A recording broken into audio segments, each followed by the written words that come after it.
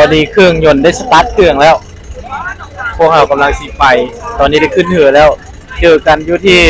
พังธาตุพนม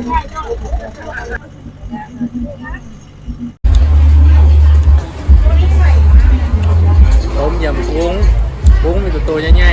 ๆแบบเดือดแบบเดียวเลยก็มันอยู่นองบ้านคอยเนี่ยกุ้งไปนี่แหละบริอึดมือเท่า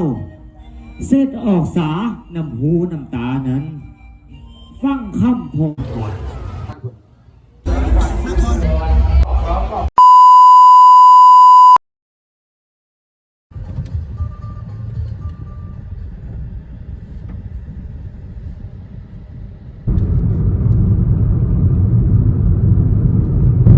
สบายดี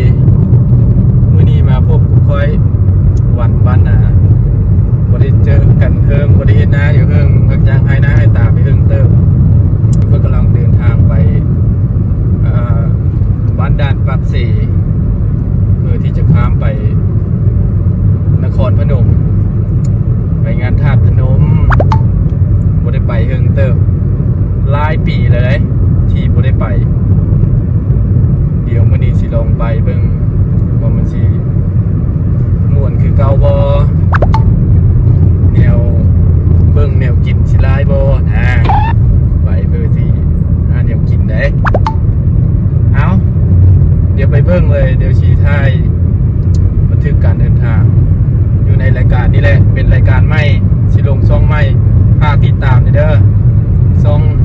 YouTube เด็กบ้านนาพาเที่ยว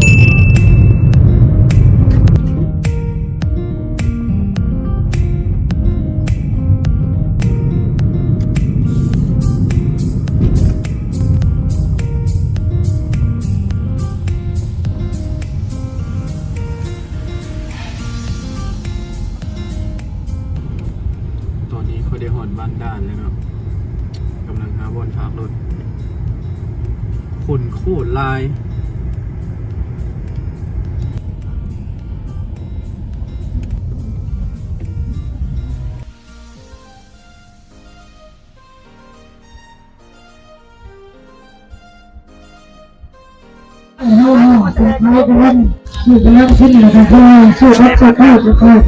ไปสอง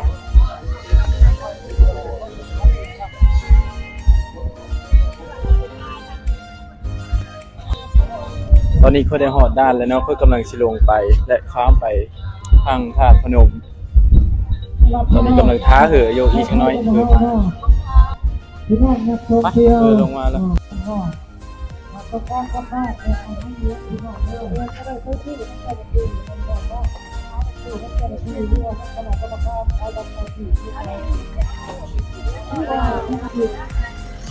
ตอนนี้เครื่องยนต์ได้สตาร์ทเครื่องแล้วพวกเรากำลังสีไปตอนนี้ได้ขึ้นเหือแล้วเจอกันอยู่ที่พังธาตุพนม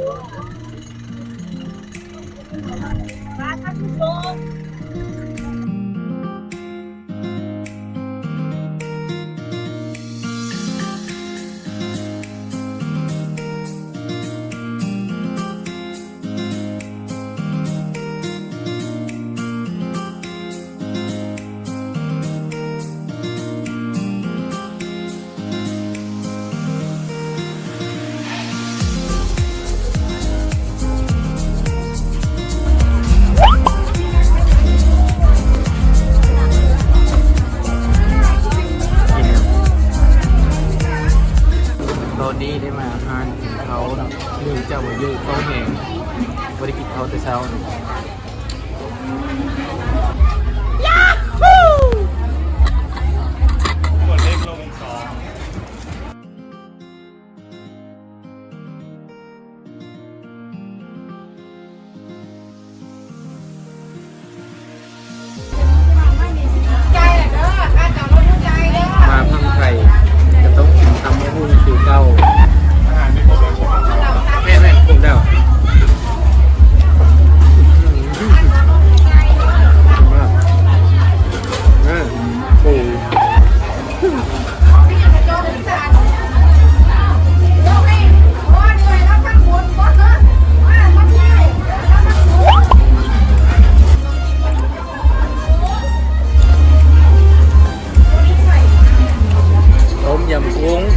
บุ้งเป็นตัวใหญ่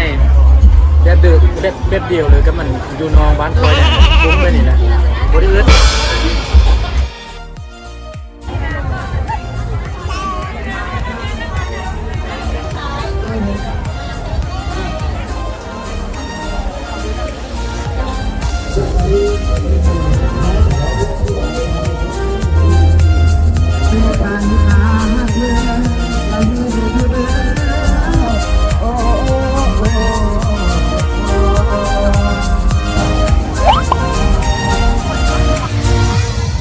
ท่านเก่งวิไล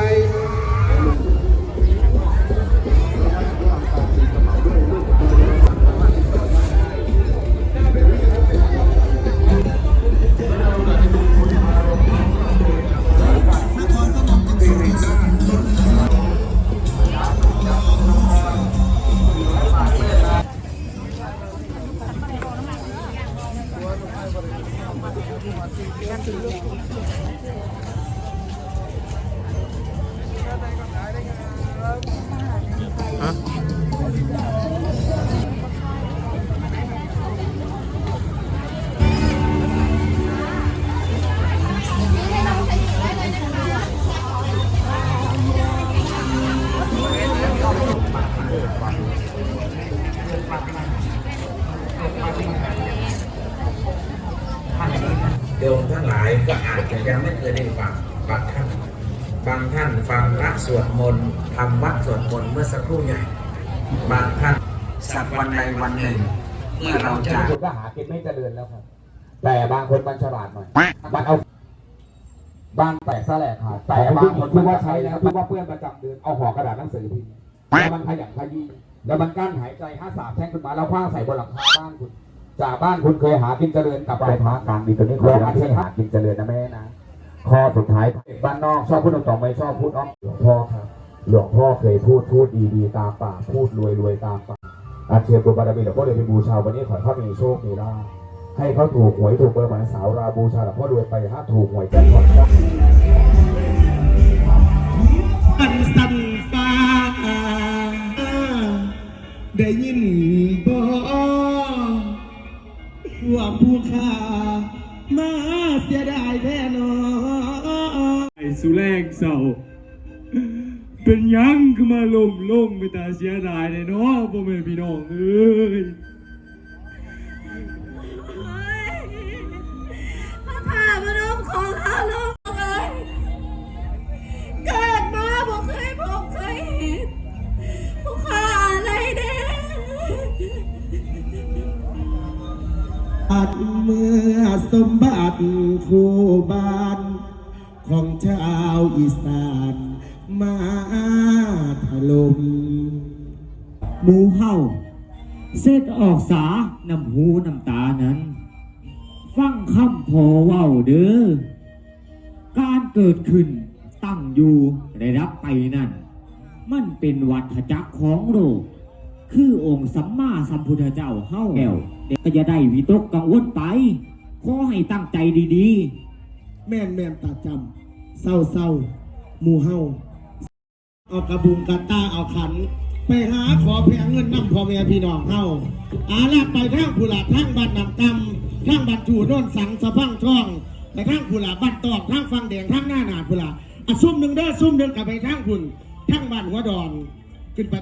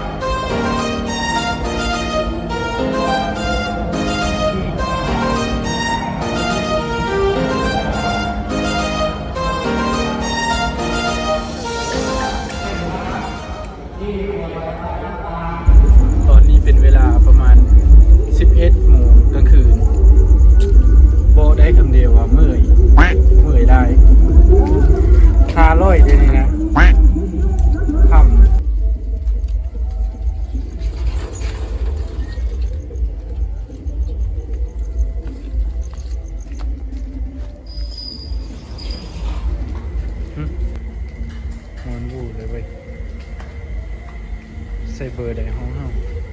อันนี้วะ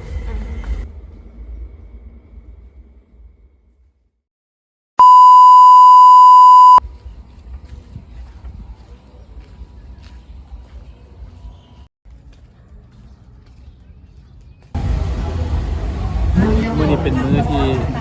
เดินทางครับเนาะตื่นเช้ามาลองหาเที่ยวอีกจังน้อยเมื่อคืนนี้หาเที่ยวบ่ได้ถ่ายเนื่องจากว่าใหม่แบตหมดมื้อนี้ว่าสิลองหาเที่ยวจังน้อยไปสิถ่ายภาพบรรยากาศเล็กๆน้อยๆเนี่ยก็สิกลับมันคนลายรีบบ่ไหวปีนี้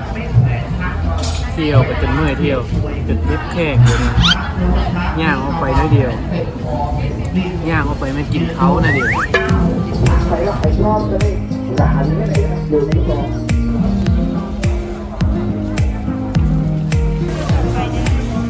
40 บาท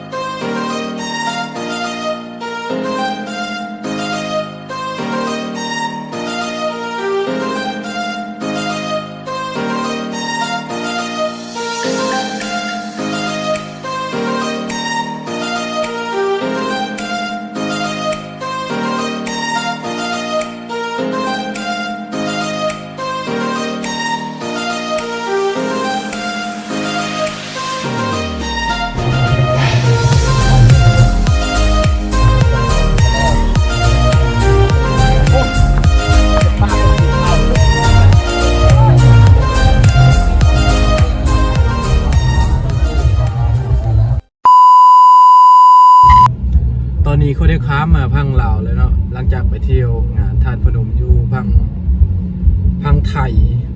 จังหวัดนครพนม หลังจากที่ไปเที่ยวกับ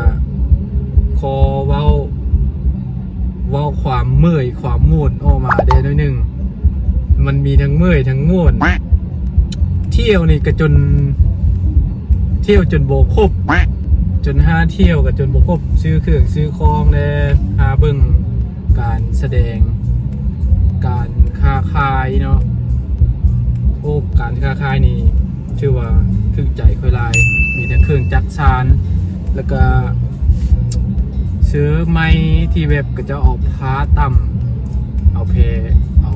ที่เป็นเอกลักษณ์ของกระเจ้านะมาต่ำก็ได้มาตัวนึงตัวนี้แหละก็งามลายได้ในราคาประมาณ180 บาท แต่ช่วงนี้ก็บ่ฮู้ว่าตกเงินกีบเท่าไหร่เนาะเนื่องจากว่าเงินกีบมันบ่แน่นอนนะแล้วก็ได้มาตัวนึงงามลายสำหรับใครสนใจไปเที่ยวแล้วก็ซื้อได้มีหลายแบบเลยมีหลายแบบแล้วก็มีตัวงามตัวโอ้หลากหลายเป้าหมายของคอยที่จะไปก็คือจะซื้อเสื้อตั้มไว้นี่แหละคอยจะไปซื้อนะแต่ซื้อที่ตัวคอยมักตัวที่คอยคิดไว้เว้นในใจนะคิดเว้นในใจว่าสิไปซื้อเสื้อตัวแบบที่คอยมักแต่ว่าไปฮอดเลยราคามันนักกระเป๋าเนี่ยราคามันแพงเงินก็บ่พอก็เลยเอาตัว180 บาทไปก่อนเงินพอหลบนะก็ต้องไปเอาแน่นอนสำหรับใครจะไปกับบริญญายังไลน์นะเพียงแต่ว่าไปซื้อปีอยู่ทางลงท่าลาวนี่ก็ลงไปอยู่ประมาณ50,000ปีนะซื้อปี50,000แล้วก็ลงไปขี่ข้ามไปพังไทยขึ้นไปเที่ยวได้เลยนะบริญญาสำหรับใครจะไปแต่สำหรับผู้ใดไปแล้วก็จะไปอีกก็ไปสำหรับคนมั่วลายปีนี้หลังจากว่าได้ไปลายปีโควิดเฮ็ดเซ้นมาก็ลายปีก็3-4 ปีก็บ่ได้ไปเลยก็ถ้าก็ได้มีโอกาสไปเท่านี้ก็บ่ได้มีอย่างไรก็ขอจบคลิปเพียงแต่เท่านี้พวกก็สิกลับแล้ววันนี้เดินทางกลับขอขอบใจสำหรับผู้ที่เข้ามาเบิ่งเข้ามาชมแล้วก็กดไลค์กดติดตามขอขอบใจอย่าพลาดคลิปนะว่าข อยสิไปลิ้นชัยเที่ยวชัยก็กดติดตามเอาไปเบิ่งไว้เด้อคอยอาจจะได้เอาคลิปลงตลอดมานี่ในช่องเด็กบ้านหน้าพาเที่ยวเป็นช่องใหม่พาเข้าไปกดติดตามเด้อเอาปลอบใจหลายๆมานี่คอยสิได้เดินทางกลับสวรรณเขตมานี่กลับมือก่อนน่าจะได้พักยาวเติมนึงจักว่ามีแข่งเกือบ10 ปันน่าจะได้โหนดเฮิงเติบอยู่ขายเซ็นนะเอาขอขอบใจไปก่อนวันนี้บาย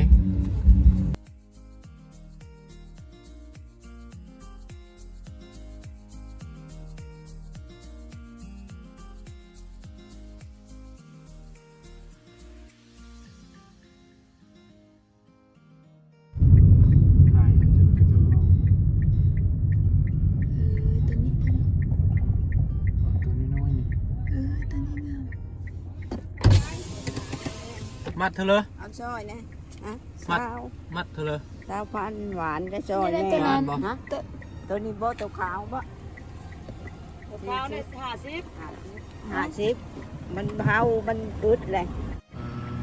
สิเอา40ก็ได้เอา40ไป แม่สิ ได้แต่40 มัดหนึ่งนี่แหละเอา40 มัดหนึงใส่ทั้งหลังๆนี่บ่ไข่ ซอยแต่แม่บ่ขาย นี่ล่ะสิเอาได้ เอาใส่ถึงล้างก็ได้ ฮะ